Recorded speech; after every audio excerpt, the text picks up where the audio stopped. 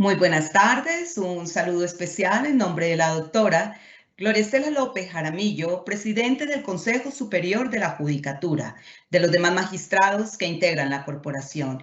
De igual forma, un saludo especial en nombre de la doctora Marilucero Novoa Moreno, directora de la Escuela Judicial Rodrigo Lara Bonilla. Sean todos bienvenidos a esta conferencia virtual denominada Proceso de insolvencia de persona natural no comerciante, que hace parte del ciclo de capacitación en competencias de los empleados administrativos y judiciales. El proceso de insolvencia de persona natural no comerciante es una negociación que estructura el deudor con sus acreedores para normalizar sus obligaciones. Es un mecanismo para que el deudor procure el saneamiento de la situación y evite los efectos derivados de la ejecución forzosa. La conferencia de hoy tiene como propósito abordar el tema del proceso de insolvencia de persona natural no comerciante, regulado en el Código General del Proceso y sus decretos reglamentarios 962 del 2009, 2677 del 2012 y 1829 del 2013, previsto para las personas naturales que no desarrollan actividades mercantiles de manera habitual y que se adelanta ante los centros de conciliación debidamente avalados por el Ministerio de Justicia y del Derecho y las notarías del lugar de domicilio del deudor. En esta oportunidad tenemos el gusto de contar con el doctor Eduardo Alberto Cristancho Mendieta. El doctor Eduard es abogado de la Universidad Externado, magíster en Derecho Económico y especialista en Derecho Contractual, con experiencia en resolución de conflictos, elaboración y negociación de contratos, fusiones, adquisiciones, programas de cumplimiento, propiedad intelectual, derecho de la competencia, tribunales de arbitramiento, conflictos societarios, insolvencia de empresas, entre otros. Actualmente se desempeña como socio fundador de la firma Bonilla, Cristancho y Asociados. Tan pronto finalice la exposición, nuestro conferencista invitado el día de hoy dará respuesta a las preguntas que se formulen a través del chat de participación. Doctor Eduardo Alberto, es un gusto tenerlo hoy con nosotros. Bienvenido, tiene el uso de la palabra. Doctora Mónica, muchas gracias por la introducción. Muchas gracias, doctora Marilucero Novoa, directora de la Escuela Judicial. Un saludo extensivo a la doctora Gloria Estela López Jaramillo, presidenta del Consejo Superior de la Judicatura, y a todos los servidores y servidoras judiciales y demás personas que se han conectado a esta conferencia virtual. Pues para efectos de mi conferencia voy a presentar unos slides muy sencillos, pues para que podamos abarcar de forma completa pues el tema propuesto. Bueno, entonces voy a proponerles esta agenda. Vamos a hablar de las generalidades de este procedimiento.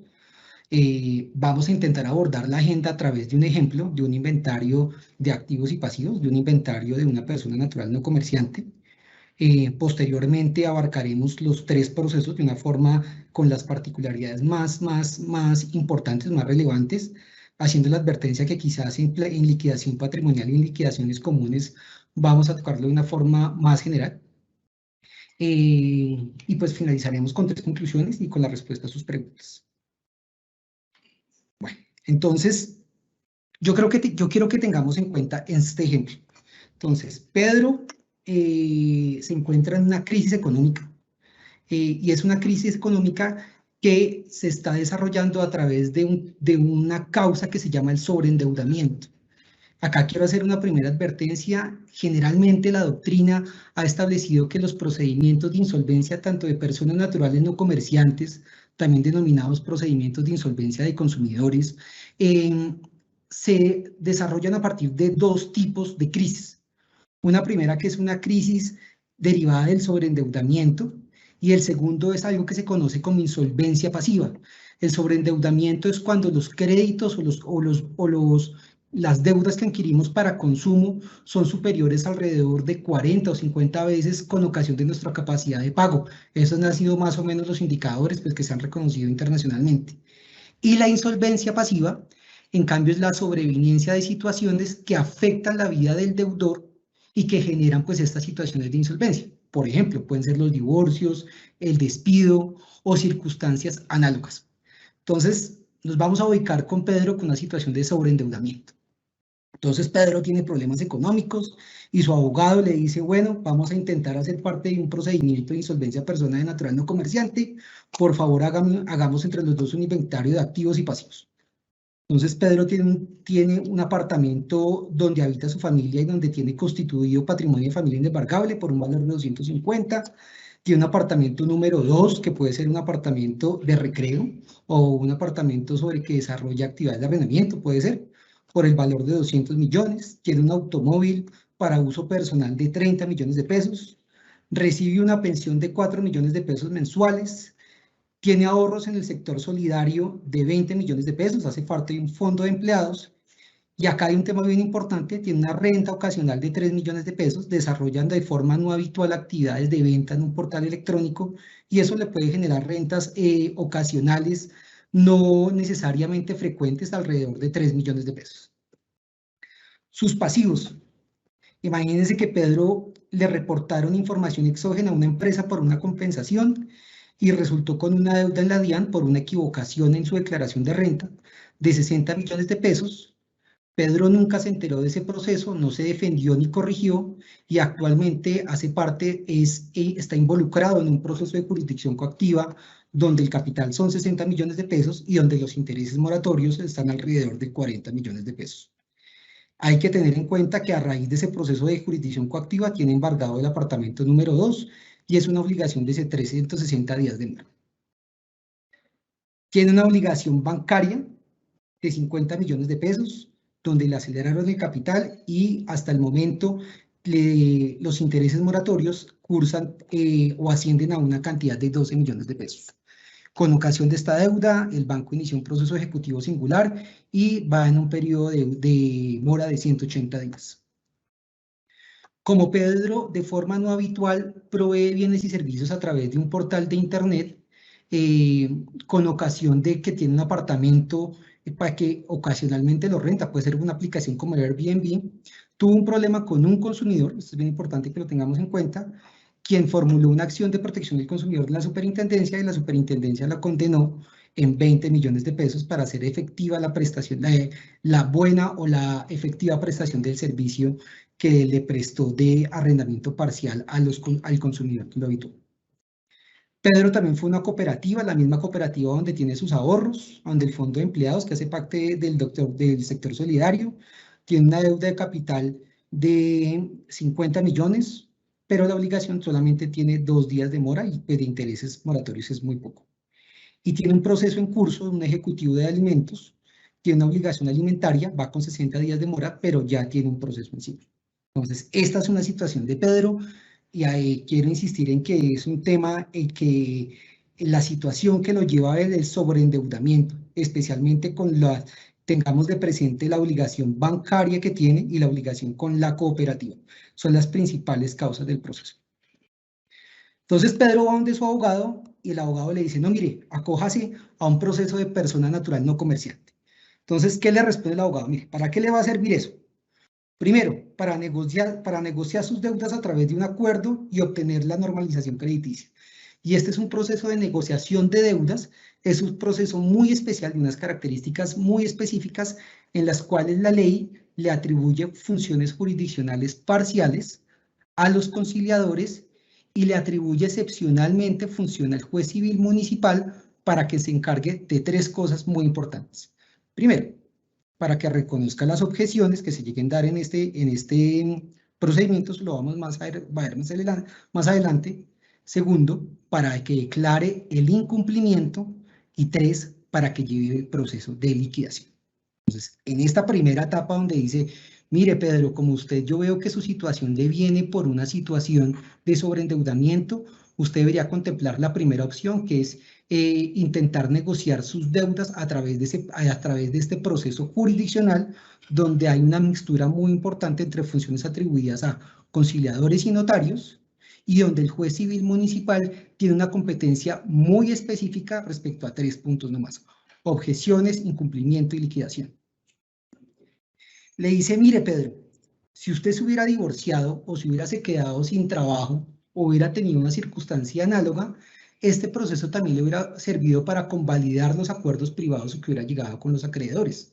Es decir, si las circunstancias hubieran tenido que ver con lo que entendimos arriba, que es una insolvencia pasiva, pues el abogado le hubiera recomendado a Pedro que se hubiera acogido a un procedimiento en el cual él simplemente negocia a través de un acuerdo que él mismo adelanta con sus acreedores y que convalida a través de este especial procedimiento. Pero el abogado le tiene que decir a Pedro dos cosas. Si usted no negocia, usted fracasa, usted incumple, usted se va a liquidación. Y le dice, si usted quiere ir por el procedimiento de convalidación de acuerdos y fracasa en su acuerdo, podrá ir a negociar sus deudas. Pero si fracasa, incumple o no reforma, tendremos que liquidar su patrimonio. Y ahí tendrá dos consecuencias especiales, le va a decir el abogado Pedro. Primero, usted no podrá volver a negociar sus deudas dentro de los 5 años siguientes a la solicitud. Y segundo, si es por liquidación de patrimonio, no va a poder volver a acudir a este procedimiento, sino 10 años después de la sentencia de la providencia judicial que da la adjudicación. Entonces le monta el panorama de los riesgos, pero también le va a montar el panorama de los beneficios.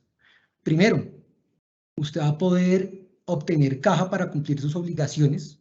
Segundo, usted va a poder normalizar sus relaciones crediticias. Tercero, usted va a volver a ser un sujeto viable para el sector crediticio y bancario, es decir, podrá volver a adquirir créditos. Segundo, usted va a ser una persona que se va a poder recuperar a través del proceso para quitar las quitas y volver a ser una persona que se pueda adquirir obligaciones y cumplirlas de acuerdo a los plazos establecidos. Entonces, este es el panorama que tiene Pedro para a través de este procedimiento. Bueno, entonces Pedro dice, vamos para adelante. Entonces, ¿qué es lo primero que se tiene que definir? Y es que Pedro no sea un comerciante. Y esto es muy importante que lo tengamos en cuenta, porque la condición de persona natural no comerciante no se tiene que definir de forma anterior o posterior a la presentación de la solicitud. El estándar de prueba que se exige es que solamente se declare el momento de la presentación de la solicitud que yo hago entre una notaría o un centro de conciliación autorizado para tal efecto. Y entonces, ¿qué tiene que hacer el abogado de Pedro en este caso? Y es simplemente decir, declaro que yo no desarrollo una actividad denominada como mercantil en el Código de Comercio de forma profesional y habitual. Lo que no significa, y esto es muy importante que lo tengamos en cuenta, que no pueda relacionar deudas anteriores relacionadas con una anterior actividad mercantil o que inclusive con posterior a la presentación de la solicitud no pueda desarrollar actividades de orden mercantil. Este requisito, y quiero hacer énfasis con esto, este requisito de que sea entendido como una persona natural no comerciante es exigible al momento de la presentación de la solicitud y así lo establece de forma textual la norma. ¿Listo? Y esto no es objeto de interpretación.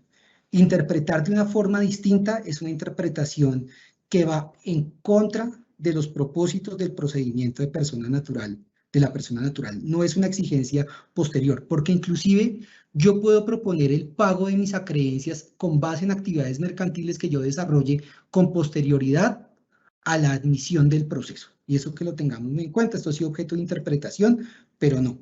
La carga solamente es inicial en la solicitud. Y la norma también la norma también establece lo siguiente, y es el ámbito de aplicación es para personas naturales que no desarrollen actividades mercantiles de forma profesional, de acuerdo a los criterios objetivos y subjetivos en el Código de Comercio, o que no sean controlantes de una sociedad mercantil. Sin ir más a fondo en lo que puede indicar la relación de control, pues lo que establece el Código de Comercio es que una persona natural puede desarrollar o es controlante de una sociedad cuando es dueño del más del 50% del capital de forma directa o indirecta, es decir, cuando puede, acordémonos que las actividades, o también se entiende que es comerciante a quien desarrolla actividades mercantiles a través de interpuesta persona, cuando tiene la suficiente capacidad para emitir votos constitutivos en la mayoría decisoria en juntas directivas, o en asamblea de accionistas, eso es muy importante, o cuando ejerza directa o indirectamente influencia dominante en las decisiones de los órganos de control de la sociedad. Entonces, esos son los dos supuestos del ámbito de aplicación. Bueno, entonces nosotros ya vimos esa relación de inventarios y de activos y pasivos.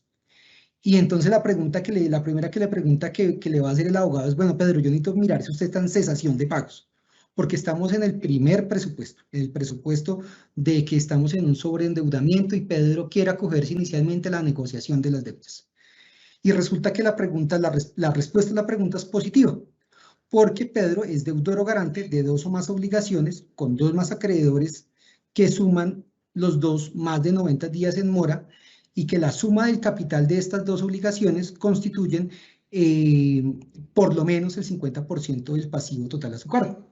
Si nosotros podemos devolvernos al ejemplo, nosotros entendemos que el proceso coactivo entre el proceso coactivo con la DIAN y el ejecutivo singular, pues más o menos estas 2 acreencias suman alrededor del 60% de la valoración total de los pasivos que tiene Pedro. Entonces, esta característica fundamental o este presupuesto para iniciar el procedimiento, pues le tenemos el check y ya Pedro puede formular su solicitud de insolvencia de persona no natural. Entonces, ¿qué debe contener esta solicitud? Y acá esto es importantísimo. ¿Y por qué es muy importante? Resulta que los beneficios que le dan a los procedimientos de insolvencia aplican solamente respecto de deudores de buena fe. Es decir, deudas simuladas, deudas excluidas de forma intencional, levantamiento de bienes o cualquier otra circunstancia contraria a la buena fe objetiva hacen entender que el deudor o solicitante de este tipo de procedimientos no es beneficiario de los mismos y deba ser excluido. La solicitud de que los beneficios puedan removerse al solicitante son conocidos por el juez civil municipal. Y él que debe revisar, y esto es muy importante que lo tengamos en cuenta, él no puede o está muy restringida la posibilidad de que él pueda decretar pruebas de oficio o solicitar información para determinar esta condición. El marco en el cual se debe mover la valoración de estos contenidos está en solamente los documentos que se presentan con la solicitud. Eso es muy importante que lo tengamos en cuenta. A partir de la relación de los documentos que presenta Pedro en la solicitud, es que entendemos o se valoran las circunstancias en las cuales entendemos que es un deudor de buena fe. Entonces, ¿qué nos establece la normatividad? Primero, ¿Pedro necesitaría necesariamente abogado para hacer este trámite? No, este es uno de los trámites que se excluye del ius postulandi contra los procesos de mínima cuantía y de única instancia, de algunos procesos de familia.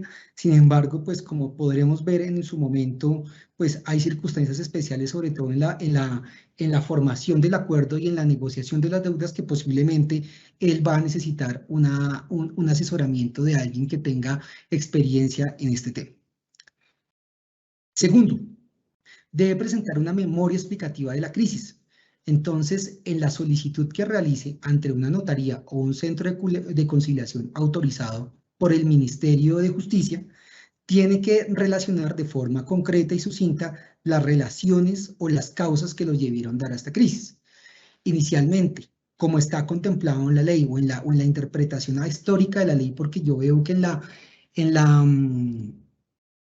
en los debates que se dieron con anterioridad al Código General del Proceso, se estableció o se propuso que este proceso de negociación de deudas intentara convalidar situaciones de cesación de pagos o que de cierta forma le den una solución definitiva a situaciones de sobreendeudamiento.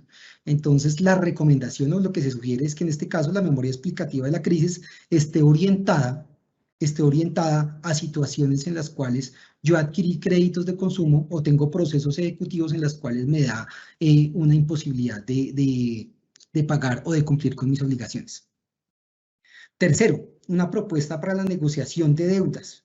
Y esto tiene una exigencia demasiado, y la norma es contundente en este punto, debe ser expresa, clara y objetiva.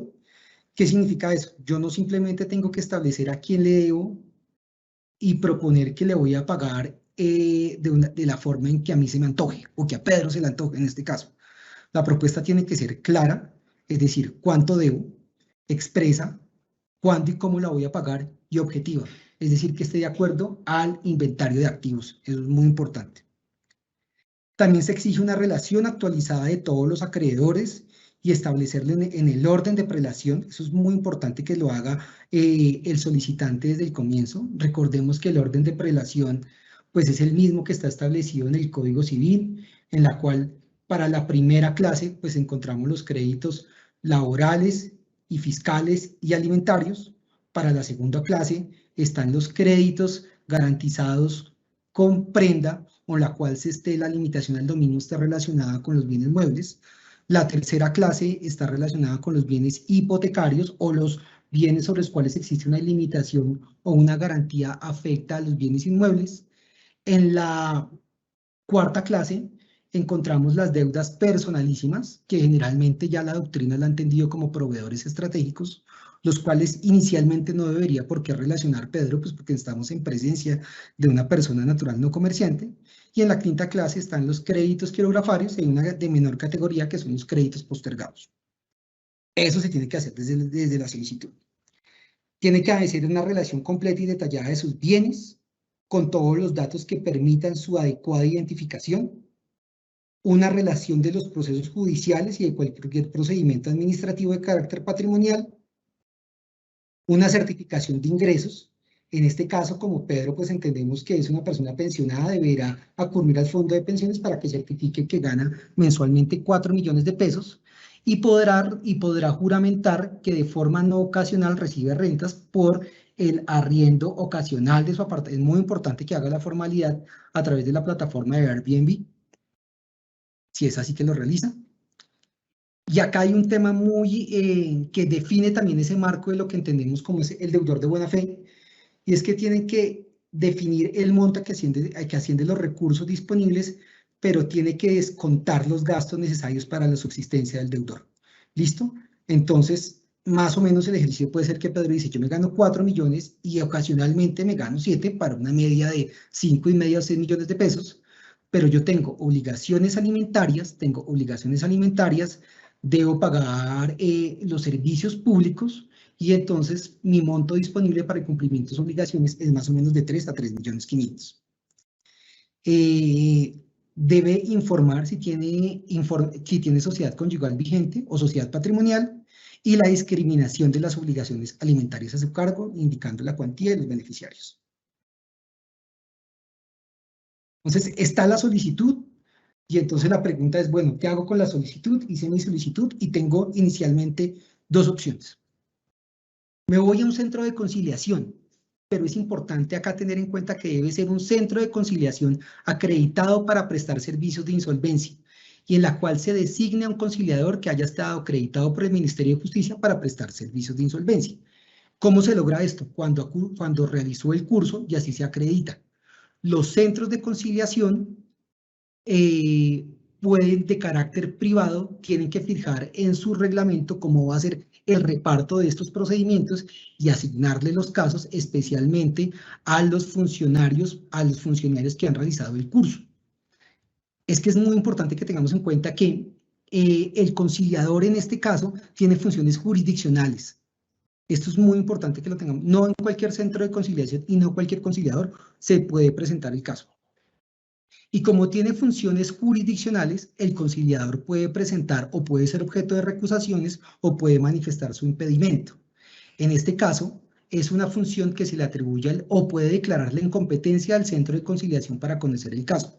En estas situaciones, el centro de conciliación deberá remitir el expediente a el juez civil municipal, si es del caso de que se formule una recusación o el conciliador declaró el impedimento para que se resuelva, o a un centro de conciliación debidamente autorizado por el Ministerio de Justicia.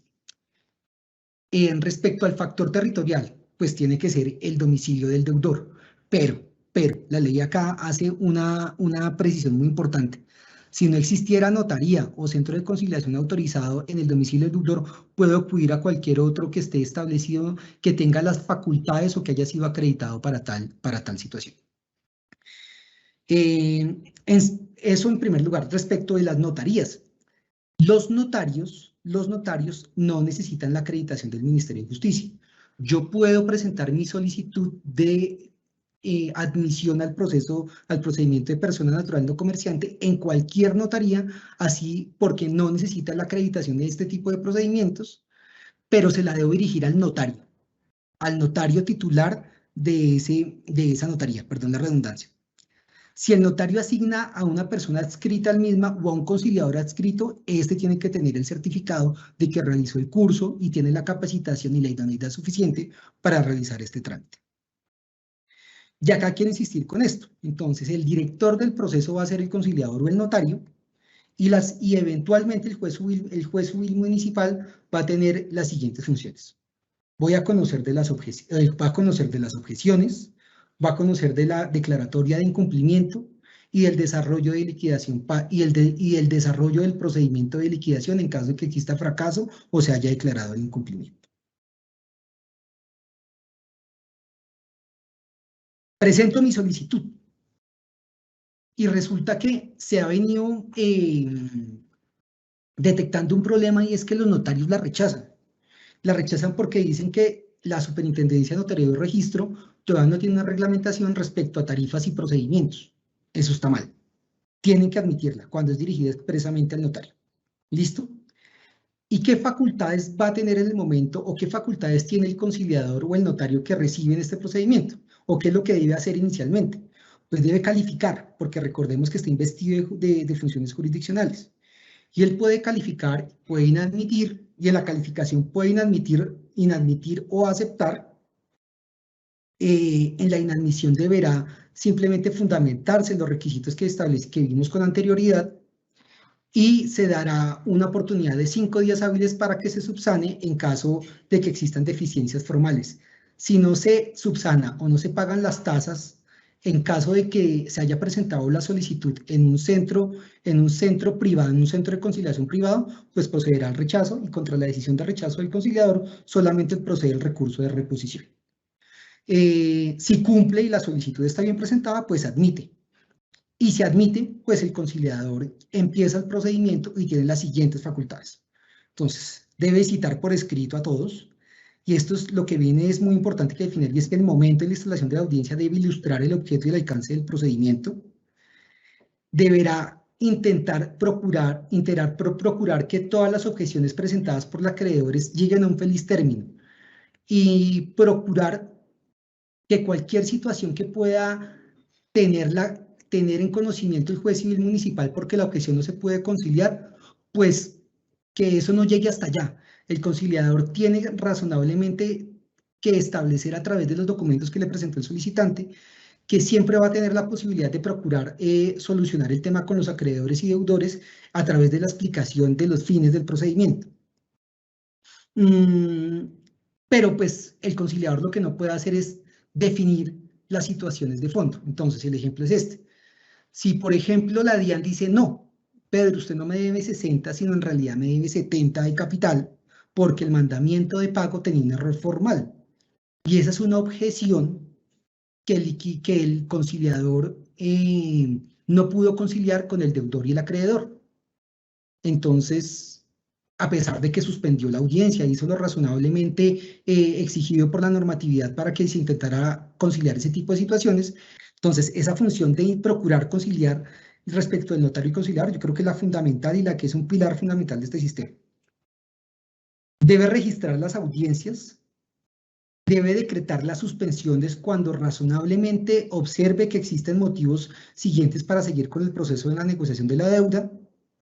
Debe certificar la aceptación del trámite de la negociación de deudas, pero también debe certificar el fracaso, la celebración del acuerdo, la declaratoria de incumplimiento o incumplimiento del mismo. Y esto es lo más importante, cuando esté de acuerdo con todo el mundo, cuando yo he podido poner de acuerdo a toda la masa, deberá elaborar el documento, el acuerdo, en el cual se deberá establecer con base en el sistema de prelación de créditos establecido en el Código Civil, y atendiendo siempre a las reglas de preferencia y privilegio en atención a que pueden existir problemas o objeciones que tengan que ver con esta problemática. Bien, entonces ya conocemos de qué se trata o qué tiene que hacer el conciliador. Yo presento la solicitud y a Pedro resulta que lo admite. Entonces, ¿qué tenemos que tener en cuenta al momento de la admisión? Primero, que solamente tenemos 60 días para negociar, 60 días hábiles sin contar las suspensiones. Y acá es importante que tengamos en cuenta, si bien existe prevalencia normativa para el proceso de este procedimiento de persona natural no comerciante, respecto a términos y el principio de universalidad y el principio de igualdad, aplican las siguientes normas. Aplica la ley 116, aplica el Código de Comercio y en su integridad el Código General del Proceso. O sea, son 60 días sin contar las suspensiones que razonablemente decrete o expida el conciliador o el notario, pero con base en una real expectativa de celebración del acuerdo. Esto puede ser prorrogable otros 30 días, pero solamente con el voto favorable del 50%, es más del 50% de los acreedores que fueron convocados o que son parte que fueron relacionados en la audiencia. Segundo, se le tendrá que advertir a los acreedores que no pueden iniciar procesos ejecutivos ni restitución de bienes, o de jurisdicción de activa con base en las obligaciones relacionadas en el documento de admisión. Tercero, no se podrán suspender la prestación de servicios públicos y deberá ordenar la reactivación de los que fueron suspendidos, pero eso solamente cuando se notifique la admisión. Cuarto, 5 días después de la solicitud de admisión, Pedro o el solicitante tiene la obligación de presentar una relación actualizada de sus créditos y el inventario de pasivos, porque con base en esa relación actualizada es la última oportunidad que tiene Pedro para procurar resolver errores formales en su solicitud o deudas que pudo haber excluido. Quiero insistir con esto. Estos son los documentos con los cuales se determina si es un deudor de buena o mala fe. A favor de los acreedores, se interrumpe el término de prescripción y no opera la caducidad respecto de obligaciones demandadas y que se hayan causado o que se hayan adquirido con anterioridad a la presentación de la solicitud. El pago de los prediales, el pago, o sea, cuando se intente la dación en pago o la adjudicación de bienes muebles y inmuebles sujetos a registro, solo podrá y se necesite hacer pagos a entidades para que se pueda liberar este gravamen. Esos pagos solamente se podrán realizar respecto a obligaciones causadas con posterioridad. Antes, esos casos, esas obligaciones ya se entienden como obligaciones naturales. Pero existe una excepción y obviamente se suspenden todos los procesos ejecutivos de las deudas relacionadas con este caso. Pero esto tiene una excepción. Recordemos que Pedro tiene un ejecutivo de alimentos. Los procesos ejecutivos de alimentos no se suspenden, es la única excepción a la regla.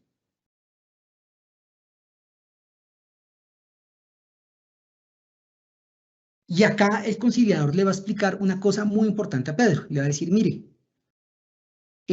usted ya va a empezar a adquirir los beneficios para ser parte de este trámite, pero usted no puede, primero, no se van a suspender el proceso ejecutivo y van a seguir embargadas las cuentas en las cuales están afectas a este proceso.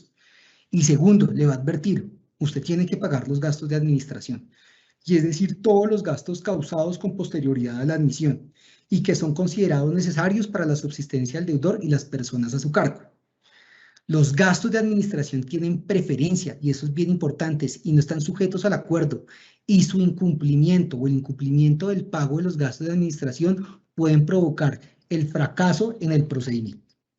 Bueno, entonces también en el auto de admisión, el conciliador le dice a Pedro y a su abogado que estamos sujetos, que tenemos que empezar la audiencia.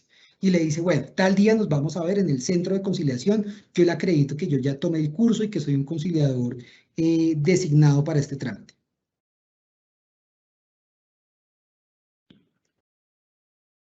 Y empieza la audiencia. Entonces, lo primero es que por ser un proceso judicial, también aplica el principio de preclusividad. Es decir, si yo no hago las observaciones en su momento adecuado, no presento objeciones o no sustento las impugnaciones en el momento oportuno, pues el proceso se va a ir saneando de forma pues inmediata.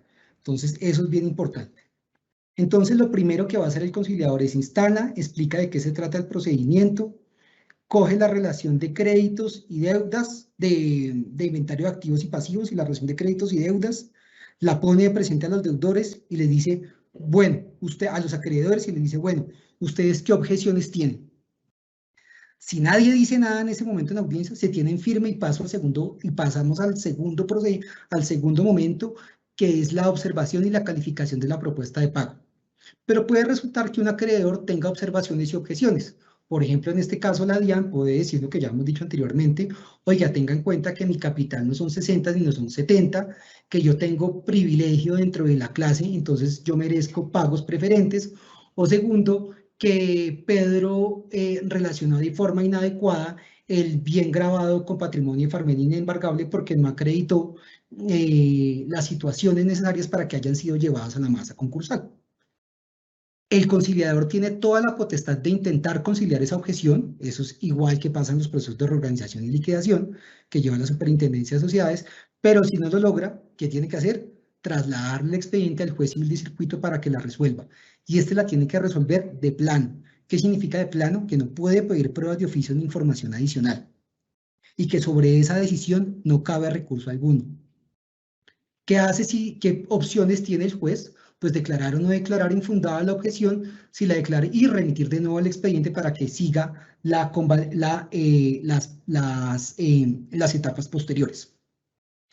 ¿Qué puede resultar en este procedimiento? Pues que el juez le diga: no, efectivamente son 70 millones de pesos, el mandamiento de pago es claro, la DIAN efectivamente pues tienes una deuda superior, entonces por favor, señor conciliador, tenga en cuenta que esta objeción es próspera para que en el proyecto de la calificación de los votos tenga en cuenta que la DIAN es de primera categoría, tiene privilegio, y para la calificación de los votos tiene un capital no de 60, sino de 70 millones de pesos, situación pues que lo va a poner en una clara ventaja al momento de aprobar o no aprobar el acuerdo. Pero bueno, resulta que se realizó, pudieron pasar la primera etapa, que es la calificación de la propuesta de los créditos que realizó, de la propuesta del inventario de los pasivos que pasó Pedro, y entonces van a estudiar en segunda parte, que es la propuesta de pagos que realiza el deudor. Y acá pues recordemos que tiene que ser una propuesta basada en 3 criterios: claridad, certeza y objetividad. Y esta propuesta de pagos tiene unos condicionamientos legales, que también es importante, y es tener en cuenta esto. Primero, yo no puedo proponer algo que se pague a más allá de 5 años. Si Pedro quisiera pagar más allá de 5 años, tendría que contar con el voto favorable del 60% o más, de por lo menos el 60% de los titulares de las obligaciones descritas en el inventario de pasivos. Y segundo, como acá empezamos la negociación, el conciliador tiene la posibilidad de suspender el proceso para que no transcurra el término de los 60 días, pero debe tener unos fundamentos en una suspensión objetiva de la misma.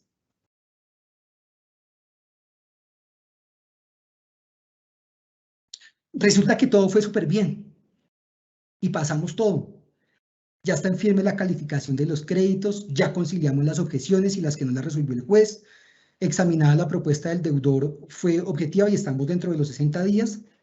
Podemos celebrar el acuerdo.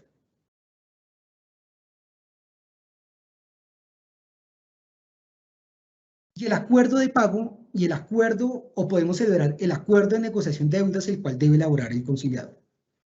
Y acá es importante que tengamos en cuenta que este tiene que ser aprobado por el 50% del total de capital de la deuda y deberá contar con la aceptación expresa del deudor y con el voto favorable de por lo menos los dos deudores relacionados. Si no se logra dentro del periodo temporal y no se logran las prórrogas de los 60 días, se tiene que convocar, pues, o se tiene que definir el fracaso del procedimiento de negociación. Esto es muy importante. El acuerdo es vinculante para todos, para los que votaron en favor, para los disidentes y para los presentes y no presentes. Simplemente tiene que estar de acuerdo en unas formalidades temporales, que es pagos a 5 años, definir a través del sistema de prelación de crédito cuándo y cómo se va a pagar, y si existen daciones en pago, pues la forma y las circunstancias en las cuales estas daciones en pago van a extinguir la obligación.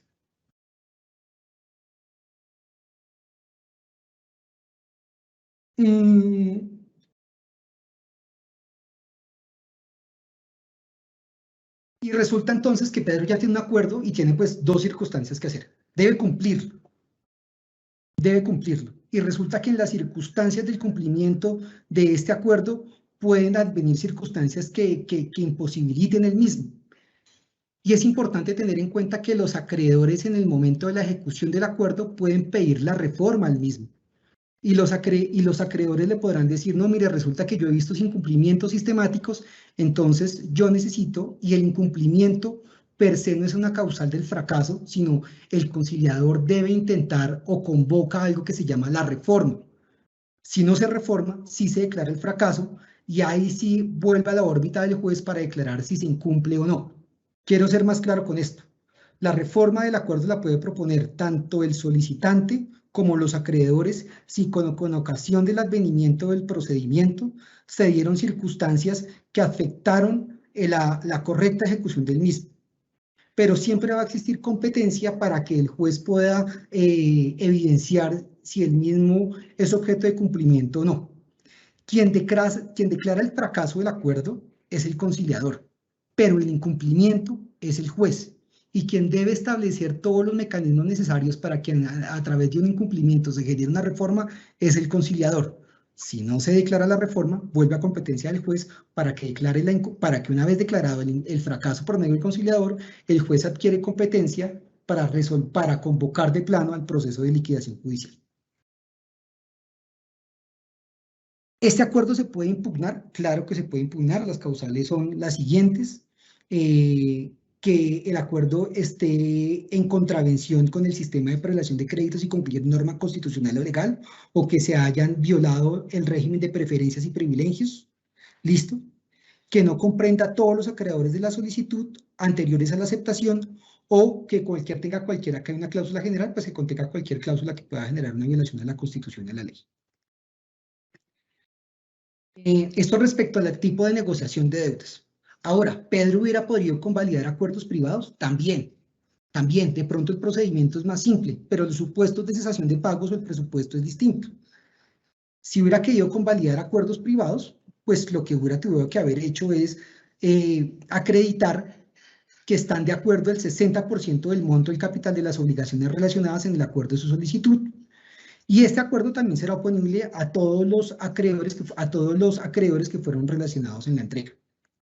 Es importante que la convalidación de los acuerdos privados no exige la mora o la efectiva cesación de pagos, sino el peligro de que puedan existir obligaciones vencidas en por lo menos 120 días. Y puede resultar, y acá pues ya para finalizar, resulta que en una de las dos circunstancias, pues a Pedro no le va a ir en el proceso. Puede ser primero que no haya podido cumplir el acuerdo de negociación de deudas, puede ser que no haya convalidado su acuerdo privado y que en el paso consecuencial de ir a la negociación de deudas tampoco le hubiera ido bien, que no hubiera podido haber convencido a sus acreedores sobre su capacidad objetiva de pago y que en el mismo procedimiento se deba dar la liquidación patrimonial. Entonces, la consecuencia de esto, es que se dé la liquidación patrimonial, en el cual el conciliador le remite al expediente al juez, y en este el juez será el juez civil municipal quien lleva la mente en el procedimiento con las reglas que están establecidas en el Código General del Proceso, y el cual solo quiero destacar una, pues por términos de tiempo, y es esta. Yo en cualquier momento, o Pedro en cualquier momento asiste en liquidación judicial con ocasión al fracaso o al incumplimiento de la negociación de deudas o a la no convalidación del acuerdo, puede solicitar la resolución de la liquidación patrimonial y decirle a los deudores: si ustedes me apoyan con una mayoría cualificada del 60% más 1, pues salgamos de este proceso de liquidación patrimonial, que yo les pago sus deudas, y el proceso de liquidación se tiene que retrotraer a un estado inicial mientras se verifica el cumplimiento de Pedro a esta solicitud de resolución del procedimiento. Quiero ser insistente con esto. La figura no está diseñada para que deudores irresponsables utilicen este mecanismo en abuso del derecho, no. Primero, tiene un margen temporal para volverse a presentar en este tipo de procedimientos de 5 años desde el momento en que se acredite el cumplimiento del acuerdo. Y segundo, si fue sometido a un proceso de liquidación, podrá volver a solicitar la admisión en hasta 10 años una vez haya emitido la sentencia, la providencia de adjudicación del patrimonio. Quiero dar 3 conclusiones, pues para finalizar. Ya creo que con esto ya estamos, pues culminamos. Me hubiera gustado más hablar de la liquidación, pero entiendan que es un procedimiento, está regulado más o menos en 17 artículos, es bastante arreglado. Además, el decreto que unifica el sector justicia, pues también tiene unos establecimientos privados, pero quiero dar 3 conclusiones y este abrebocas, pues importante para que nos queden 3 mensajes especiales. Primero, es un procedimiento judicial, no es un procedimiento autocompositivo. Quien dice que es un procedimiento de conciliación está equivocado. Y se le atribuyen funciones jurisdiccionales especiales al conciliador y a los notarios, acompañados por un margen especial al juez civil municipal, quien solo va a reconocer de las objeciones, el incumplimiento y la liquidación del patrimonio. ¿Listo? Segundo, el juez, para los jueces que nos están viendo, el juez deberá resolver de plano. Tiene unas facultades bastante restringidas para declarar pruebas de oficio o llenarse de pruebas que no estén vinculadas en el expediente que le emitió el conciliador. Y tercero, y esto es lo más importante, alrededor del 2021, el primer semestre del 2021, la Superintendencia de Sociedades, que define el marco o el mapa de la insolvencia en Colombia, ha identificado que existen 400 procesos vigentes. Sin embargo, el dato está desactualizado. Yo entendería que el Ministerio de Justicia debería actualizar, y entendemos que estas solicitudes se pueden duplicar para el segundo periodo, por lo cual va a ser un proceso que seguramente pues, va a estar en conocimiento de muchos de los funcionarios que nos están observando. Doctora Mónica, con esto yo culmino mi exposición, quedo atento a preguntas. Muchas gracias, doctor Edward. Vamos al fragmento de preguntas. Muchas preguntas aquí en el chat, doctor. La primera, en la práctica, ¿existe una barrera material a las personas no comerciantes para que accedan al proceso de insolvencia por el pago de tasas administrativas de cámaras de comercio, notarías o centros autorizados? Sí lo existe. Digamos que a pesar de que la norma establece o el Código General del Proceso establece que debe ser un procedimiento gratuito, en realidad no ha sido así. Primero, pues porque la misma norma también establece que los centros de conciliación privados podrán cobrar por sus servicios. Entonces, digamos que en la práctica usted puede tener montado, listo todo, pero si los centros de conciliación en el momento no atienden o no establecen en sus reglamentos criterios razonables respecto de lo que puede costar este servicio, pues en la práctica va a ser un proceso que no se pueda llevar adelante y va a comportar una barrera trascendental, pues para que puedan acceder los deudores personas naturales en este caso. Segundo, y también las notarías pueden establecer estas tarifas. Lo que pasa es que los notarios, discúlpenme la informalidad, lo que va a decir lo siguiente, le han sacado el cuerpo al asunto, pues porque la supernotariado no ha emitido una reglamentación respecto a las tarifas y no ha actualizado las mismas. Acá hay un incumplimiento de funciones, entonces hay que tenerlo presente porque es una ley que ya vamos para 10 años, esto también se hace 10 años y no se ha podido llevar de una forma efectiva con ocasión de una falta de reglamentación de la supernotariado. Aunque, eso también hay que tenerlo presente, si las deudas o el capital, si las deudas son inferiores a 50 salarios mínimos legales vigentes, usted puede hacer unas solicitudes gratuitas en consultorios jurídicos donde existan funcionarios acreditados para llevar este procedimiento. Siguiente pregunta, doctor Edward. ¿Existe en el ordenamiento jurídico colombiano otras figuras que protejan a la persona natural no comerciante en cesión de pagos o estado de insolvencia?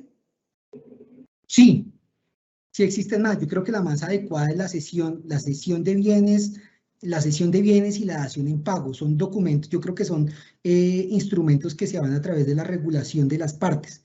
Pero con esta pregunta yo quiero hacer esta advertencia o esta reflexión.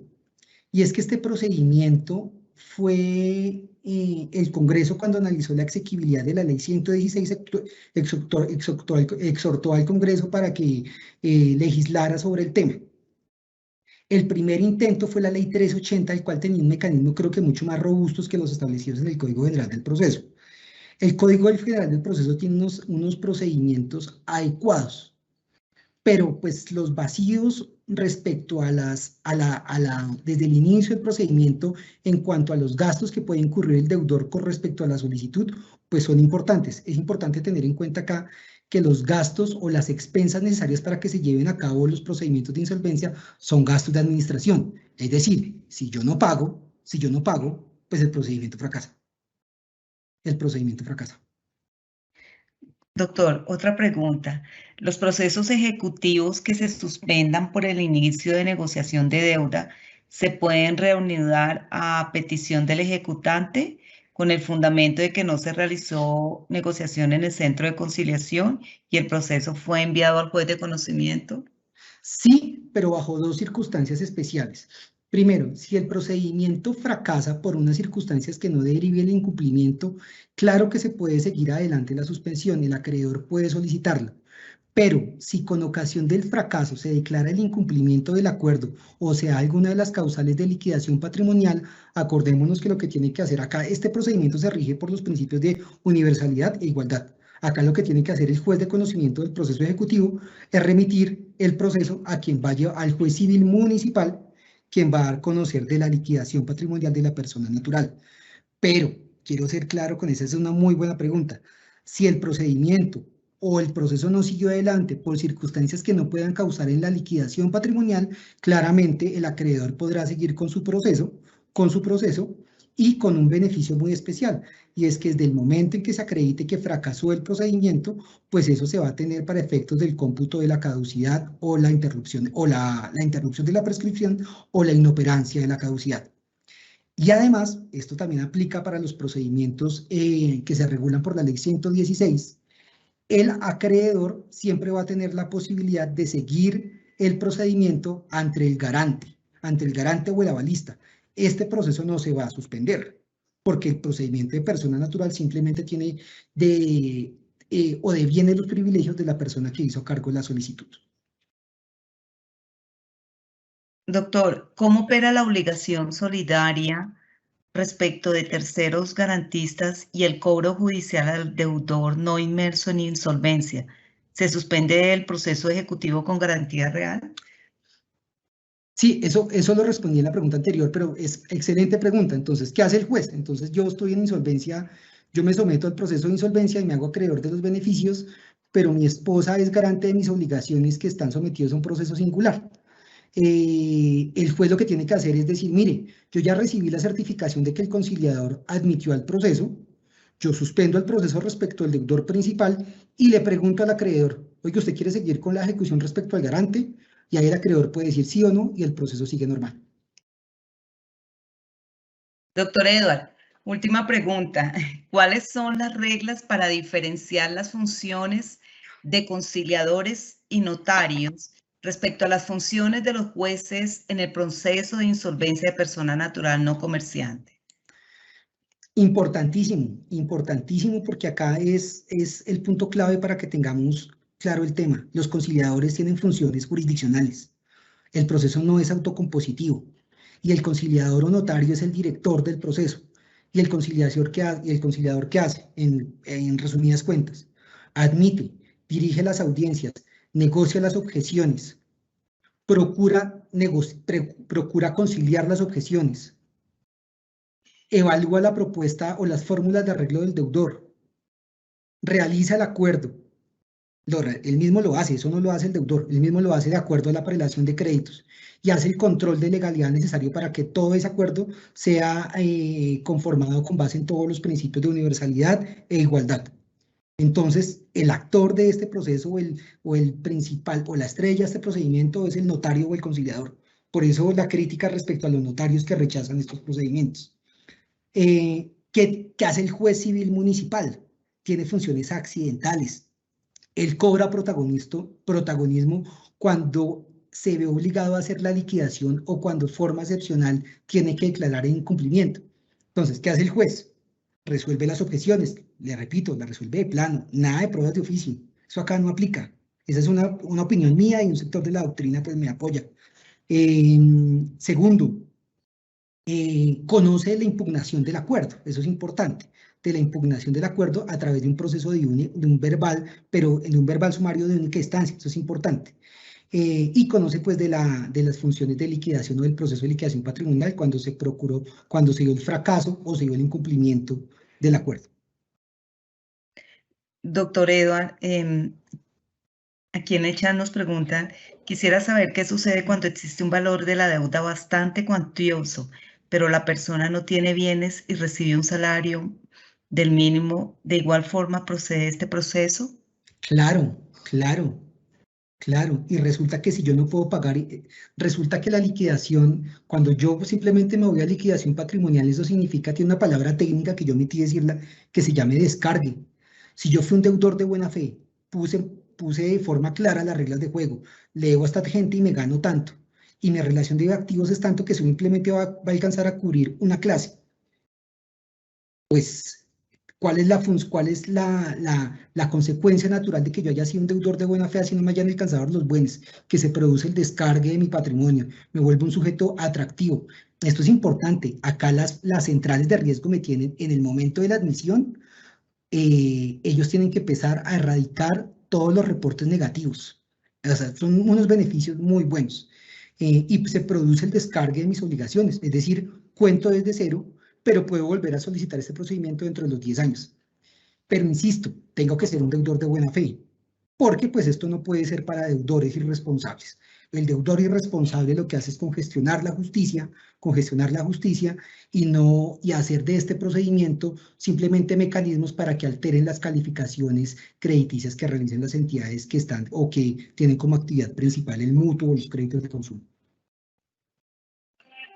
Un agradecimiento muy especial al doctor Eduardo Alberto Cristancho. Había muchísimas preguntas acá en el chat, doctor, pero su explicación está clara sobre el procedimiento de insolvencia que permite a una persona natural, como bien lo dijo, que no tiene carácter de comerciante, negociar sus deudas a través de un acuerdo con sus acreedores para obtener la normalización de sus relaciones crediticias, convalidar los acuerdos privados a los que lleguen con sus acreedores y liquidar su patrimonio, procedimiento que se ejecuta ante los jueces civiles municipales que tienen la competencia para conocer de estos casos específicamente. Gracias por esos ejemplos que nos ha dado y por la claridad con que ha dictado esta conferencia el día de hoy. Muchísimas gracias, doctor Edward. A ustedes, muchas gracias. Gracias a los servidores y servidoras judiciales y a todas las personas que se interesaron en esta conferencia virtual. Muchísimas gracias. Un feliz resto de día para todos.